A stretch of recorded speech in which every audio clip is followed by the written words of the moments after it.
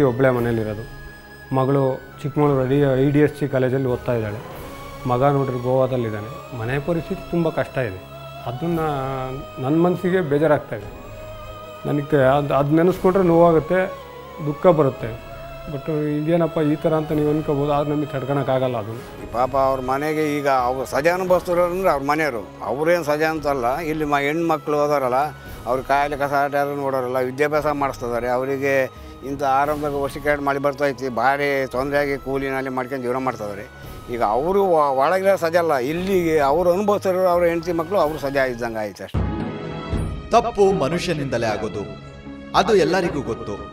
ಆದರೂ ತಪ್ಪು ಮಾಡಿ ಜೈಲಿನಲ್ಲಿದ್ದಾರೆ ಎಂದ ತಕ್ಷಣ ಅವರನ್ನು ನೋಡುವ ರೀತಿಯೇ ಬೇರೆ ಇರುತ್ತೆ. ಅವರು ಮನುಷ್ಯರೇ ಅಲ್ಲ ಅನ್ನೋ ರೀತಿಯಲ್ಲಿ ನೋಡ್ತಾರೆ. ಇದು ನಮ್ಮ ಪ್ರಜ್ಞಾವಂತ ನಾಗರಿಕರ ಮನಸ್ಥಿತಿ. ಇಲ್ಲಿ ರಮೇಶನ ಮಕ್ಕಳ ಪರಿಸ್ಥಿತಿ ಕೂಡ ಅದೇ ಆಗಿದೆ. ಮಕ್ಕಳು ಅಂದರೆ ತುಂಬ ಜೀವ ಅವರಿಗೆ. ಭಾಳ ಆಸೆ ಅಂತಂದರೆ ನನಗೇನೋ ಭಾಳ ಆಸೆ ಪಡ್ತಾರೆ ಮಕ್ಕಳು ಅಂತಂದರೆ. ನನ್ನ ಮಗಳು ಇವತ್ತಿಗೂ ಫೋನ್ ಮಾಡಿದ್ರೆ ಅವ್ರು ಕಾಲೇಜ್ ಫ್ರೆಂಡ್ಸ್ ತ ಹೇಳಿಲ್ಲ. ನಮ್ಮ ಅಪ್ಪಾಜಿ ಹಿಂಗೆ ಜೈಲಲ್ಲಿ ಐತಿ ಅಂತ ಇದುವರೆಗೂ ಅವ್ರ ಫ್ರೆಂಡ್ಸ್ ತ ಹೇಳಿಲ್ಲ. ನಿಮ್ಮ ಅಪ್ಪಾಜಿಯಲ್ಲಿ ಐತಿ ಬಸ್ಸಲ್ಲಿ ಬೆಂಗಳೂರಲ್ಲಿದ್ದಾರೆ, ಬಸ್ಸಿಗೆ ಹೋಗ್ತಾ ಇದ್ದಾರೆ ಅಂತ ಹೇಳಿದ್ದಾಳೆ.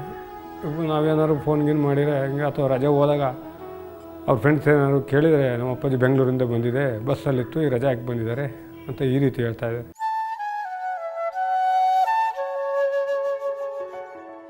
ನನ್ನ ಮಗ ಚೆನ್ನಾಗಿ ಓದ್ತಾನೆ ಕಣ್ರಿ. ಓದ್ಸೋಕ್ಕೆ ಆಗದಿದ್ದಕ್ಕೆ ಅವನು ಅತ್ಲೆಗೆ ಹೋಟೆಲಿಗೆ ಹೋಗಿ ಸೇರ್ಕೊಂಡಾನೆ. ನಮ್ಮ ಮಗಳು SLC ಹಿಂಗೆ ನಮ್ಮ ಅಪ್ಪಾಜಿ ಹಿಂಗೆ ಹೋಗಿತ್ತೆ ಅಂತಲೇ ಹೇಳಿಲ್ಲ ಕಣ್ರಿ. ಒಂದು ಹುಡುಗರಿಗೂ ಸತೆ ಹೇಳಿಲ್ಲ. ಹಿಂಗೆ ಚಿಕ್ಕಮಂಗ್ಳೂರಿಗೆ ಆಗಲಿ ನೋಡು ಹಿಂಗೆ ಒಂಥರ ಹೀನವಾಗಿ ನೋಡ್ತಾರಲ್ಲ, ಹಂಗಾಗಿ ಒಬ್ರಿಗೂ ಹೇಳಲ್ಲ ಅವಳು. ಅಂದರೆ ತುಂಬ ಒಳ್ಳೆ ಮಕ್ಕಳು ಕಣ್ರಿ. ದೇವ್ರನೇ, ಅಯ್ಯೋ ದೇವರೇ, ಭಾಳ ಒಳ್ಳೆ ಮಕ್ಕಳು. ಇದು ಆತನ ಮಕ್ಕಳ ಪರಿಸ್ಥಿತಿಯಾದರೆ ಆತನ ಹೆಂಡತಿಯ ಸ್ಥಿತಿ ಇದಕ್ಕಿಂತ ಭಿನ್ನ. ಅವರಿವರ ಮನೆಯ ಚಾಕ್ರಿ ಮಾಡಿಕೊಂಡು ಇರೋ ಒಂದು ಹಸು ಕೊಡುವ 1-2 ಲೀಟರ್ ಹಾಲನ್ನೇ ನಂಬಿಕೊಂಡಿದ್ದಾಳೆ ಆಕೆ. ಅವ್ರ ಹೆಂಡತಿ ಒಂದೇ ಮಗನ ಓದಿಸ್ತಾ ಇದ್ದಾರೆ, ಮಗಳು ಓದ್ತಾಳೆ, ತುಂಬ ಚೆನ್ನಾಗಿ ಓದ್ತಾ ಇದ್ದಾರೆ.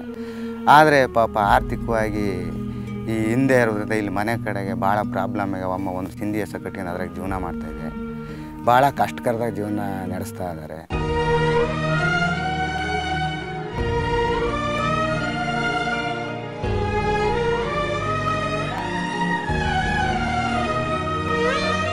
ಸಂಸಾರ ಅಂದಾಗ ಗಂಡ ಇಲ್ದಿದ್ರೆ ಇರೋಕ್ಕಾಗುತ್ತಾ?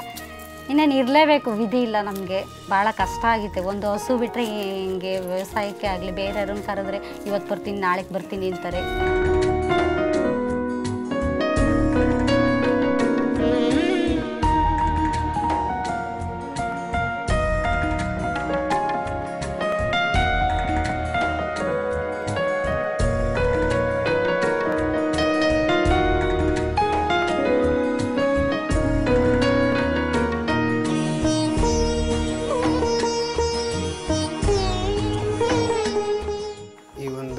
ಘಟನೆ ಬಗ್ಗೆ ಮಾನ್ಯ ರಾಜ್ಯಪಾಲರಿಗೆ ತಿಳಿಸಿದೆ ಅಂದರೆ, ಇದೇನೋ ಆಕಸ್ಮಿಕ ಆಗೋಯ್ತು. ಯಾವ ಒಂದು ಉದ್ದೇಶಪೂರ್ವಕ ಘಟನೆಯೂ ಅಲ್ಲ, ಯಾವ ಒಂದು ಇದು ಇಲ್ಲ. ಯಾವುದೋ ಆಕಸ್ಮಿಕ ಘಟನೆ, ಈ ಕುಡಿತದ ಚಟಕ್ಕೆ ಬಲಿಯಾಗಿ ಆಕಸ್ಮಿಕವಾಗಿ ಆಗಿದ್ದ ಘಟನೆ ಇದು. ಅದರಿಂದ ಯಾವುದೇ ಅವರೇ ಆಗಲಿ, ಜೈಲಲ್ಲಿರೋರೇ ಆಗಲಿ, ಊರಲ್ಲಿರೋರೇ ಆಗಲಿ, ಅವ್ರ ಮಧ್ಯೆ ಯಾವುದೇ ಮನಸ್ತಾಪವೂ ಸಹ ಇಲ್ಲ. ಆ ಒಂದು ಟೈಮಲ್ಲಿ ಆಯ್ತು, ಅಷ್ಟು ಬಿಟ್ಟರೆ ಆ ಘಟನೆ ನಡೆದ ಇವತ್ತಿನವರೆಗೂ ಇಬ್ಬರ ನಡುವೆನೂ ಯಾವುದೇ ಮನಸ್ತಾಪ ಇಲ್ಲ. ಎಲ್ಲರೂ ಚೆನ್ನಾಗಿದ್ದಾರೆ. ಅವ್ರ ಮನೆಗೆ ಇವ್ರು ಹೋಗ್ತಾರೆ, ಇವ್ರ ಮನೆಗೆ ಅವ್ರು ಹೋಗ್ತಾರೆ. ಯಾವುದೇ ಥರನಾದ ಮನಸ್ತಾಪ ಇಲ್ಲ. ಅದರಿಂದ ಇದನ್ನು ಸ್ವಲ್ಪ ಹೆಚ್ಚಿಗೆ ರೀತಿಯಲ್ಲಿ ಪರಿಗಣನೆ ತಗೊಂಡು ರಾಜ್ಯಪಾಲರು ಒಂಚೂರು ಅವ್ರನ್ನ ಬಿಡುಗಡೆಗೋಸ್ಕರ ಇದು ಮಾಡಬೇಕು. ಇರೋರು ಎಲ್ಲರೂ ಬೇಗ ಬರಲಿ, ಅವ್ರಿಗೆ ಒಳ್ಳೇದಾಗಲಿ. ಪಾಪ ಅವ್ರ ತಂದೆ ಅವರಿಗೆ ಕೆಲವು ವರ್ಷದಿಂದ ನೋಡ್ತಿದ್ದೀವಿ. ಅವರಿಗೆ ಹೆಂಡ್ರಿ ಮಕ್ಕಳು ಪಾಪ ಇಲ್ಲೇನಾದ್ರು ಕಾಯಿಲೆ ಕಸಾಟ ಆದರೂ ನೋಡೋಂಗಿಲ್ಲ, ಅಲ್ಲಿ ಬೇಲ್ ಸಿಗಲ್ಲ ಅವ್ರಿಗೆ ಅರ್ಜೆಂಟಾಗಿ. ಜೈಲಿನಾಗಿರೋರು ಭಾಳ ಒಳ್ಳೆಯ ಜನ. ಏನೋ ಅನಿವಾರ್ಯ ಮಿಸ್ಅಂಡರ್ಸ್ಟ್ಯಾಂಡಿಂಗ್ ಆಗಿ ಇವತ್ತು ಭಾಳ ಆಗಿಬಿಡ್ತು. ಆ ಸಂದರ್ಭದಾಗ ಏನಾಯ್ತು ಅಂತ ಯಾರಿಗೂ ಗೊತ್ತಾಗಲ್ಲ. ಏನೋ ಆಗಿದೆ, ಆ ಗಳಿಗೆ ಅದು ವಿಷಗಳಿಗೆ ಬಿತ್ತು ಆಯಿತು. ಈಗ ಅಮೃತಗಳಿಗೆ ಬರ್ತಾಯಿದೆ. ಎಲ್ಲರೂ ಅನ್ಯೋನ್ಯವಾಗಿದ್ದಾರೆ. ಅವರು 10 ಜನನೂ ನಮ್ಮ ಗ್ರಾಮಕ್ಕೆ ಬಂದು ಒಳ್ಳೆ ರೀತಿ ಅವರ ಸಂಸಾರದಲ್ಲೇ ಆಗಲಿ, ಅವರು ಊರಿನ ಒಂದು ಕವಿಯಲ್ಲೇ ಆಗಲಿ ಉತ್ತಮ ರೀತಿ ನಡೆಸ್ಕೊಂಡು ಹೋಗ್ತಾರೆ ಅಂತ ನಮ್ಮ ಭಾವನೆ. 2006ರಿಂದ 2012ವರೆಗೂ ನಮ್ಮ ಕರ್ನಾಟಕ ರಾಜ್ಯದಲ್ಲಿ, ಬೇರೆಯಲ್ಲಿ ಕೇರಳ, ತಮಿಳುನಾಡು, ಆಂಧ್ರ ಅಲ್ಲೆಲ್ಲ 7 ವರ್ಷ 8 ವರ್ಷಕ್ಕೆಲ್ಲ ಬಿಡುಗಡೆ ಮಾಡ್ತಾಯಿದ್ದಾರೆ.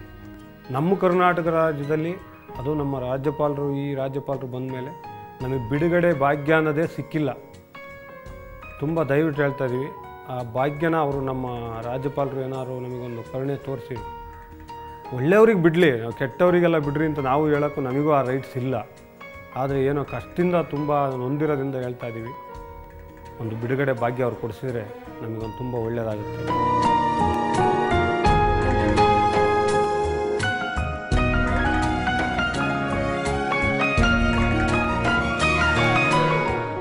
ಇಂದು ಅಪರಾಧಕ್ಕೆ ಕಾರಣ ಬೇಕಿಲ್ಲ, ಚಿಕ್ಕ ಪುಟ್ಟ ವಿಷಯಕ್ಕೂ ಆಯುಧ ಮುಂದಿಡ್ತಾರೆ. ಹಾಗೆ ಆಯುಧ ಇಟ್ಟವನ ಮನೆಯಲ್ಲಿ ಸಾವು ಕೇಕೆ ಹಾಕಿ ನಗ್ತಿರುತ್ತೆ. ಅದು ಆತನಿಗೆ ಗೊತ್ತಾಗೋದೇ ಇಲ್ಲ, ಯಾಕೆಂದರೆ ವಯಸ್ಸು ಮನಸ್ಸಿನ ಮಾತನ್ನು ಕೇಳಲ್ಲ. ಇಂತಹ ಅನೇಕ ವ್ಯಕ್ತಿಗಳನ್ನು ಕಾನೂನು ಮತ್ತು ಈ ಸಮಾಜ ಗೋರಿಗಳ ಕೆಳಗೆ ತಣ್ಣಗೆ ಮಲಗಿಸಿಬಿಟ್ಟಿದೆ. ಬದುಕು 4 ದಿನ ಅಷ್ಟೇ. ಈ 4 ದಿನದ ಬದುಕು ಸೆರೆಮನೆ ಪಾಲಾಗದಿರಲಿ ಅನ್ನೋದೇ ನಮ್ಮ ಆಶಯ.